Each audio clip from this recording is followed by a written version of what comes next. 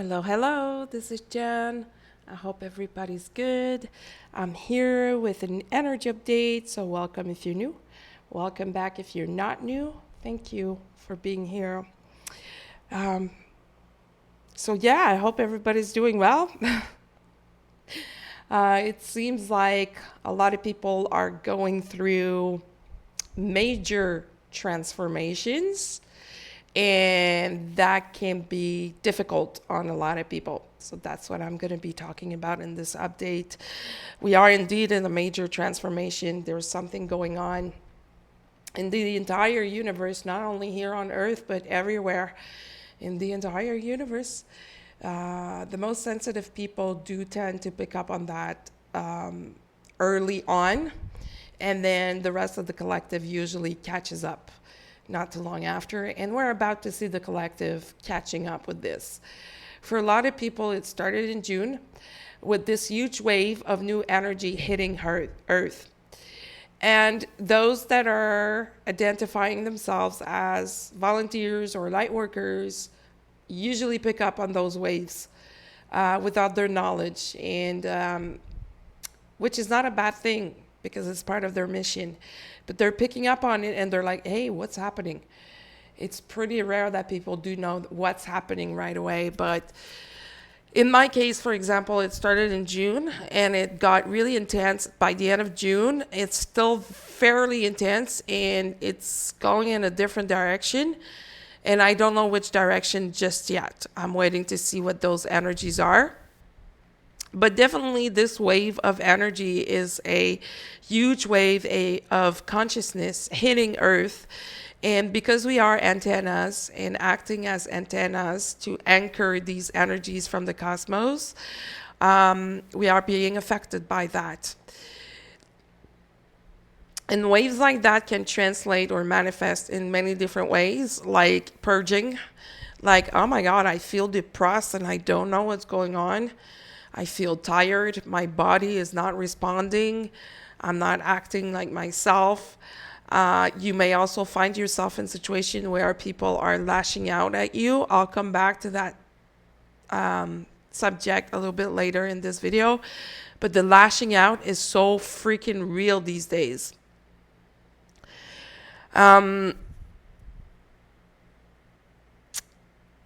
This wave is not only for our highest good, because it always is, but it's for the highest good of humanity and the cosmos. Like, we need to align to what's going on in the cosmos. We need to keep in balance, which is not the case right now on Earth with everything that's happening. And it starts with us. It starts with us individuals, what we do as rituals, what we do when the doors are closed, what's going on in our minds, what's going on in our hearts. And the heart is always the most important point of attraction or a manifestation. Doing it from the mind may work, but not all the time, or may work, but just slightly different than what you had envisioned. So it's really important at this time to focus on our hearts, our energy, keeping our energy clean, keeping ourselves clean. And I mean by that, having a spiritual routine or hygiene that is very, very, very anchored in. It's super important. It's hard to keep in balance these days, or it's easy to lose balance. Very easy. So our jobs is just to stay sturdy, is to stay grounded and to bring that energy in. And yeah, that's very difficult for the body. For a lot of people, including myself, we are going through such a huge upgrade. One level that we've never been before, because, hey, we're going forward, right? All our cells in our bodies are being upgraded. So that's super demanding. That's the kind of thing that wakes you up at night, every hour of the night. That's the kind of thing that keeps you from eating as much as you would like during the day because your body just can't take it. This is the kind of upgrade where people fall out of your life. This is the kind of upgrade where people lash at you because You embody that new energy that they've never seen before. And it's exactly like going out when the sun is too bright and not wearing sunglasses. It's violent. It's hard. It's difficult for the eyes. I mean, I'm the kind of person that wears sunglasses even though it's raining or even though it's overcast or there's no sunshine out there. So imagine what it is for myself to go out there with no sunglasses on a very bright sunny day. It's mission impossible for me. It's like, let me go back in. This is too much for me. So that's why people lash out, because they see your light and they're being affected. It bothers them because it's disturbing the dark in them and they don't like it. But hey, that's part of the game, right? And it's difficult at times. I know it has been difficult for me for the past few months, especially in the relationship realms where people are resisting, where people are lashing out like beyond what I've ever been through. And in those moments, I'm often called to just like stay grounded and be like, okay, you want to do the bacon? Do the bacon. I'm sorry, that's a French expression when kids are lashing out in the store and they like throw a fit on the floor. That's doing the bacon. So that's what you want to do. Do it. I don't give a flying F about what's bothering you. What you need to do, though, is realign, buddy. So here's a great dose of love to help you. And they hate that. They usually hate that. Because it's disturbing. It's hard for them. It's hard to recognize that they have a dark part to themselves. Shadow. And bringing that shadow to the surface is not comfortable whatsoever. So instead of having an angle where they are curious about things, they have an angle where they want to resist. So you have a choice. You get into the lashing out game or you just stay sturdy and send love. And then the rest will take care of itself because they have no choice. How long will it take? Nobody knows. But hey, that's not the point. The point is you anchor you first. Don't go out saving people if you're not anchored. It's never going to work. Don't go out telling people what to do if you're not anchored. It's useless. It's exactly like telling the other people, hey, what you're doing is not right, but I have the answer for you. Look at me. I'm not anchored, but I'm going to give you unsolicited advice. No, not at all. Not even. On a different note, you know that I channel, and when I do these updates, I channel, and I recently been contacted by a council calling themselves the Council of 144, and two specific beings in that council. So I searched for some answers to see who these people are, who these entities are, who is that council. And I was told by a friend that channels as well, and I totally resonate with that they are part of this huge council of light that is taking care of the light in the universe. And the Council of 144 is like a portion of that huge council. So I'm glad to share that today. I specifically channel an entity called Isaiah, which is a young, all-loving being, and his mother called Mayland. And they're truly amazing entities, and they're here to bring messages on earth. They're here to share the love, the light, the compassion, and to help humanity go through this humongous shift that we're in. So that's wonderful news for me, and I'm happy to share that. And of course, the Council of 144 had me questioning 144. That's a really nice synchronicity. 144. If you're familiar with the Twinflame story, apparently there are 144,000 Twinflame incarnated on Earth. I have never been able to research that or validate that, But apparently it's written somewhere in the Bible. I've read the Bible, but I don't remember that part. Maybe I missed it. I don't know. Either way, I'm not questioning that number. I just found it very synchronous that they call themselves the Council of 144. So when I was asking my friend, I was like asking her, are they here to talk about twin flame? And I was having like an angle of, please prove me that twin flames are real or prove me that they're wrong. Because there's so many mixed information out there, so many people saying, I'm with my twin flame. And that's not it at all. Not at all. A twin flame energy is one energy to make you grow, to make you work, to trigger you, basically. So if you're all lovey-dovey with your twin flame, unless you've done the work, I really doubt it's your twin flame. And I'm sorry to say it this way, it's just because I've seen so many people come and go in the past few years talking about their twin flame stories, only to disappear later and to come back saying, hey, that was all like, I don't know what, but it wasn't a twin flame. So, discernment, super important.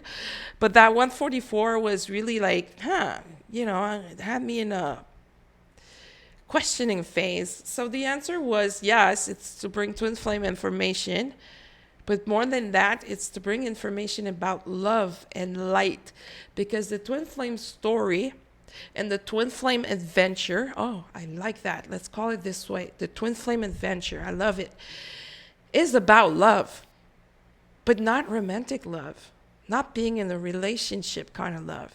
It's about unconditional love. At a level, let me search for the right word here, because it's at a level beyond what we think is possible. Trust me on that, guys. I know a lot of people think that we only have one twin flame. I'm not part of these people. I believe we have a lot of twin flames. It depends on your soul imprint. But I've met more than one twin flames in my life, and trust me, the unconditional love at a level beyond what we can imagine is freaking real.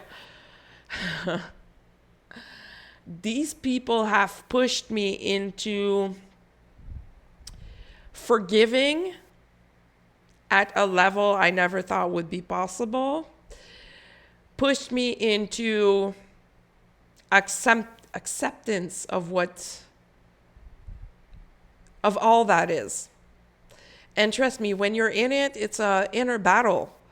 Like, I want to forgive, but at the same time, I want to tell this person to go fuck themselves.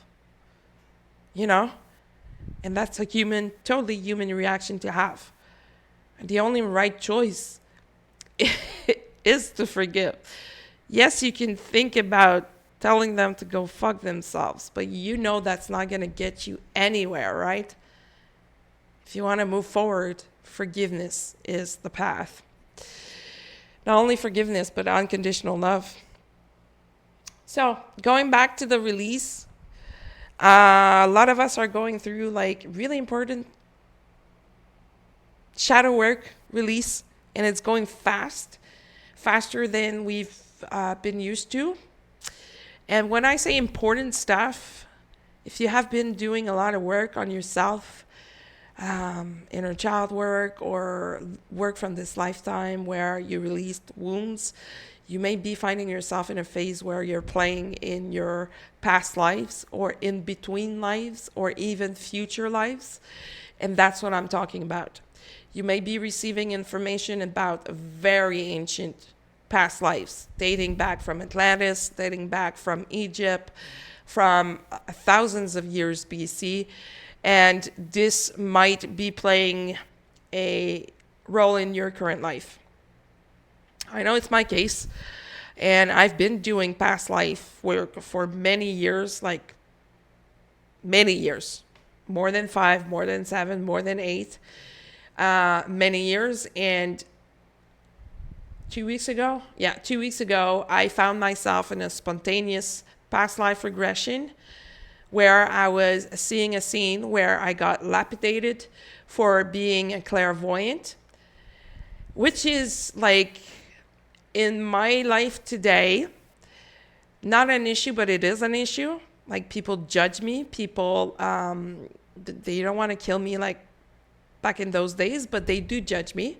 They're very hard and very judgmental because I develop my spiritual gifts, because I can channel, because I'm clairvoyant, and I can at times tell the future, and I can at times tell people about their shadows and stuff that nobody knows.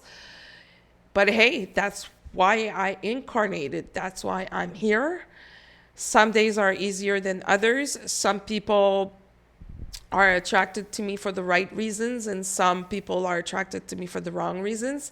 And I found myself releasing a past life dating back, what was it, 1235 BC in Egypt, where there was a war. And mind you, I had no information on that before being in that regression. And while I was in it, I started asking questions. And it started by me seeing what I needed to know about what I was releasing. And it was me getting killed. And I was tortured. I was a war prisoner for a very long time, tortured.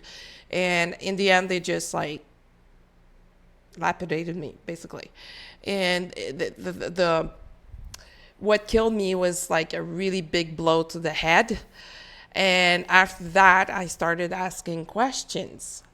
When was this? What was this? And I got all the answers, and I was able to retrace the facts on Google. Sorry, there was indeed a war at that time in Babylon, if I remember correctly. And yeah, so that's awesome when it happens.